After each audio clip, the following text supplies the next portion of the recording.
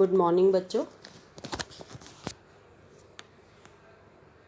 As you know बच्चों, we are studying second unit nutrition, food science and technology,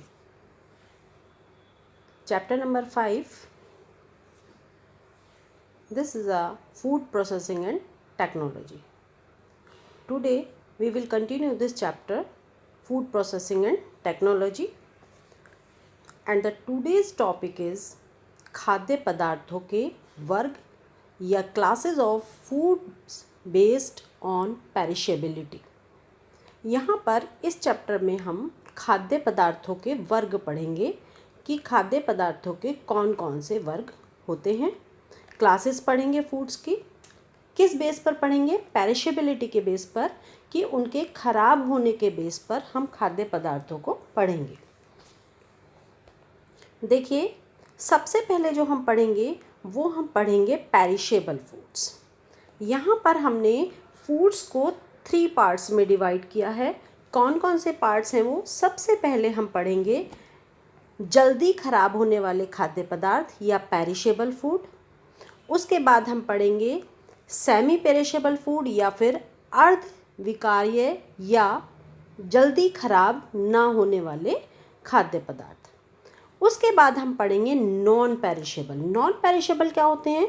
जो खराब नहीं होते, बहुत समय तक भी, महीनों तक भी और सालों तक भी यदि हम उन्हें रख लें तो वो खाद्य पदार्थ हमारे खराब नहीं होते हैं, वो आते हैं नॉन पेरिशेबल की क्लास में। ठीक है, तो हम 3 तरह के फूड्स पढ़ रहे हैं यहाँ पर, पेरिशेबल, सेमी पेरिशेबल और नॉन पेरिशेबल। हिंदी में देखते हैं, हिंदी में है जल्दी खराब होने वाले खाद्य पदार्थ, जल्दी खराब ना होने वाले खाद्य पदार्थ, और फिर तीसरे नंबर पर हैं हमारे खराब ना होने वाले खाद्य पदार्थ। ठीक है, तो इसी को अब हम एक बार इंग्लिश में समझते हैं। कौन कौन से फूड हैं हमारे? Perishable foods. पेरिशेबल फूड्स आप सबको अभी समझ आ गया। पेरिशेबल मीन्स कौन से फूड हैं ये पेरिशेबल फूड?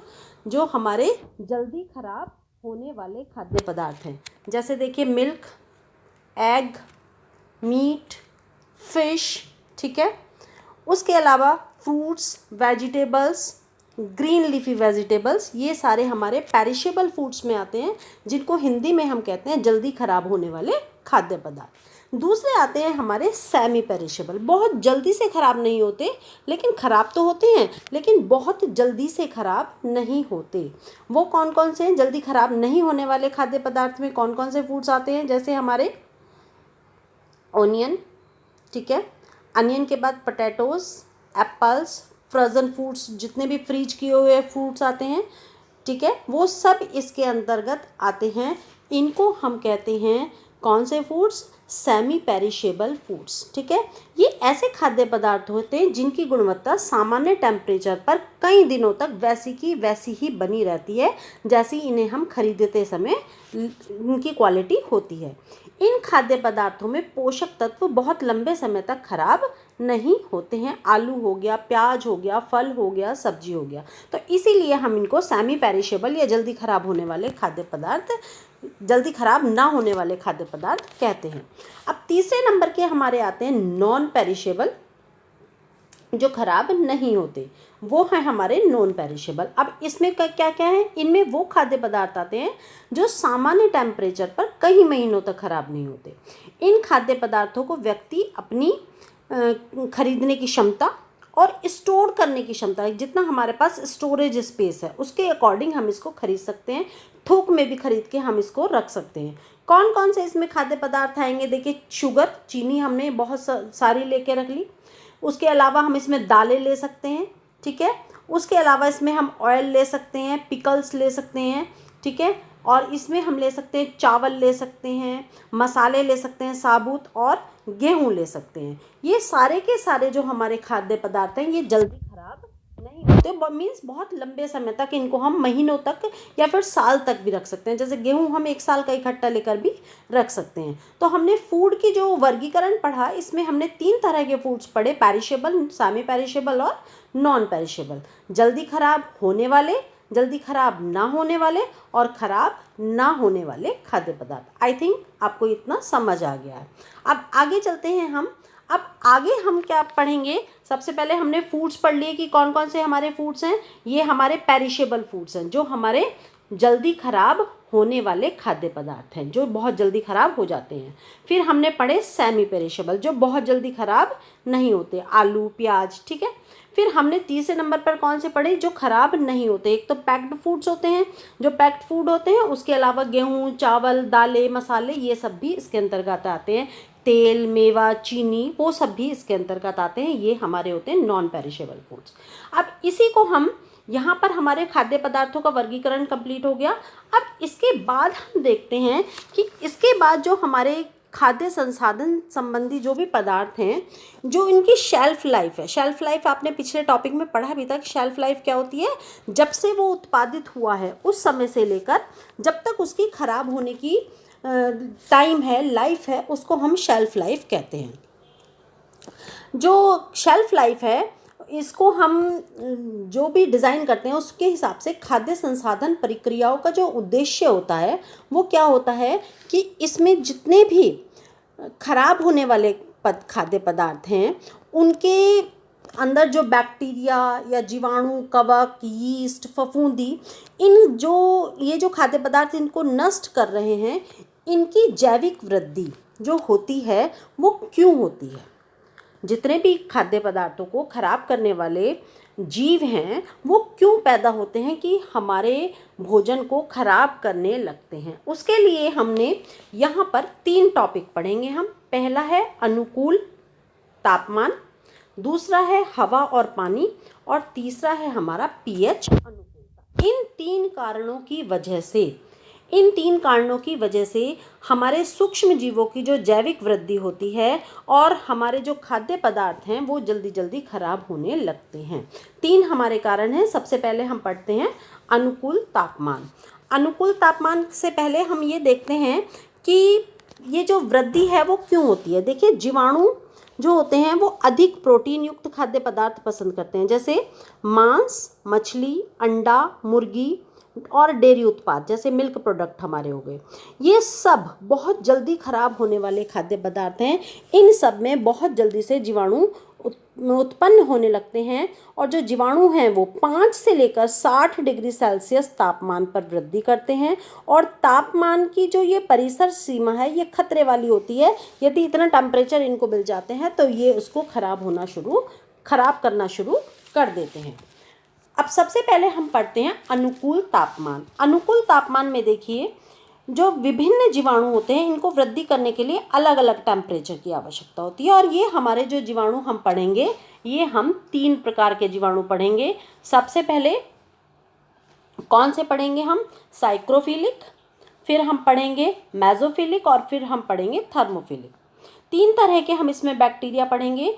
कौन कौन से हैं, साइक्रोफिलिक, माइक्रोफिलिक और थर्मोफिलिक। सबसे पहले हम साइक्रोफिलिक बैक्टीरिया देखते हैं कि ये क्या होते हैं। ये जो बैक्टीरिया होते हैं ये कम टेम्परेचर पर वृद्धि करते हैं, इसीलिए इनको हम साइक्रोफिलिक बैक्टीरिया कहते हैं। यहाँ पर आप डायग्राम में देख भी रहे हैं कि जो ये साइक्रोफिलिक बैक्टीरिया हैं ये कहाँ से, ये 20 डिग्री सेंटीग्रेड टेम्परेचर इनको मिल रहा है तो ये वृद्धि करते हैं। जो माइक्रोफिलिक बैक्टीरिया हैं ये सामान्य यानी कि मॉडरेट टेम्परेचर पर वृद्धि करते हैं। 10 डिग्री सेंटीग्रेड से लेकर कहाँ तक, 45 डिग्री टेम्परेचर तक यदि इनको वातावरण मिलता है, एटमॉस्फेयर मिलता है, तो ये मेसोफिलिक बैक्टीरिया उत्पन्न होने शुरू हो जाते हैं। तीसरे आते हैं थर्मोफिलिक।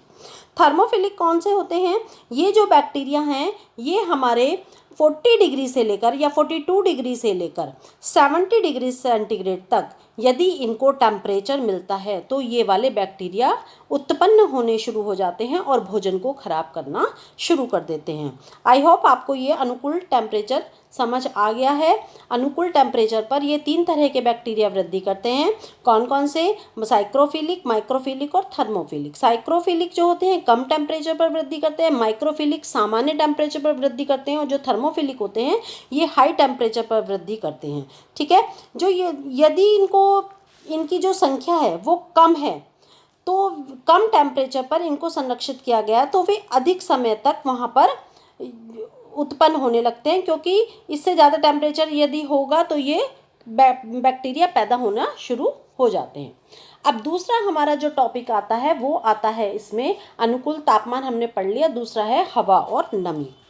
हवा और नमी किस तरह से सूक्ष्म जीवों की वृद्धि में सहायक है। देखिए, जितने भी खाद्य पदार्थों में नमी होती है, थोड़ा सा भी मॉइस्चर रह जाए और यदि उनको हवा भी मिल जाए तो नमी और हवा जीवाणुओं की वृद्धि के लिए एक आदर्श वातावरण बन जाता है और वो आदर्श वातावरण में पनपना शुरू हो जाते हैं। हवा भी मिल रही है उनको, नमी भी मिल रही है, मॉइस्चर भी मिल रहा है, ऑब्वियसली वहाँ जीवाणु पैदा होने लगेंगे और वो उसको ख़राब करना शुरू कर देते हैं। जैसे सूप पाउडर हो गया, सूखा दूध हो गया, सूखे अनाज हो गए, ये अधिक देर तक खाने योग्य इसलिए रह जाते हैं क्योंकि क्या होता है कि इनमें सूक्ष्म जीव तो होने के बावजूद हो भी नमी के अभाव में ये वृद्धि नहीं कर पाते, क्योंकि हम क्या करते हैं, इनको पूरी तरह से दूध को सुखाकर दूध का पाउडर बनाते हैं और उसको डब्बे में बंद करके रख लेते हैं, तो उसमें बिल्कुल भी मॉइस्चर नहीं होता। जब मॉइस्चर नहीं होता है तो वहाँ पर किसी भी तरह का कोई बैक्टीरिया पैदा नहीं होता है।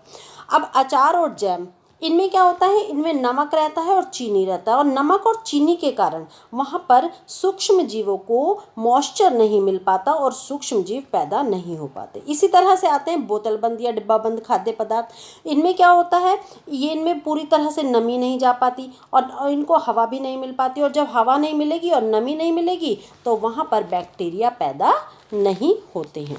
अब तीसरा पॉइंट हम पढ़ते हैं, पीएच अनुकूलता। सूक्ष्म जीवों की जैविक वृद्धि 3 कारणों पर निर्भर करती है। पहला हमने अनुकूल तापमान पढ़ा, दूसरा हमने पढ़ा हवा और नमी।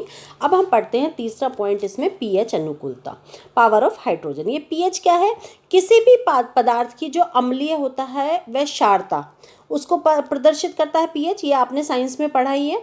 और पीएच यदि 7 है, इसका मतलब है कि वो खाद्य पदार्थ न्यूट्रल है, उदासीन है। और मोस्ट ऑफ द टाइम वही खाद्य पदार्थ जीवाणुओं द्वारा संदूषित होते हैं, खराब होते हैं, जिनका पीएच 7 के आसपास होता है। तो यदि 7 के आसपास उसका पीएच है तो वह खाद्य पदार्थ खराब होना शुरू हो जाता है। खाद्य पदार्थों में जो मूल रूप से उपस्थित एंजाइम है, उनकी गतिविधि भी पीएच के तापमान पर ही निर्भर करती है कि उसका पीएच कितना है। ताजे फल हो गए, सब्जियों हो गए, उनमें उपस्थित जो ऑक्सीकरण एंजाइम है, उनकी ऊर्जा के लिए ग्लूकोज का उपापचय करने के लिए ऑक्सीजन का उपयोग करना भी जारी रखता है और ये फल और सब्जियों का शेल्फ लाइफ कम कर देता है। ठीक है, तो आई थिंक आपको ये समझ आ गया है। अब हम देखते हैं कि खाद्य पदार्थों को नष्ट होने से बचाने के लिए अपनाई जाने वाली विभिन्न संसाधित विधियां या सिद्धांत जो हैं उन पर वो कौन कौन से हैं। सबसे पहले देखिए, ऊष्मा का प्रयोग। यदि ऊष्मा का प्रयोग किया जाए तो हम उनको खाद्य पदार्थों को बहुत लंबे समय तक खराब होने से बचा सकते हैं। फिर आता है जल को हटाना, यदि उसमें से सारा मॉइस्चर हम हटा दें तो भी उसका टाइम बढ़ा सकता है। भंडारण के समय ताप कम करना, उनका जो टेम्परेचर है वो उसको कम कर देना, कब, जब हम उसको स्टोर कर रहे हैं। पीएच कम करना, ठीक है। फिर है ऑक्सीजन और कार्बन डाइऑक्साइड की उपलब्धता पर नियंत्रण करना, controlling the availability of oxygen.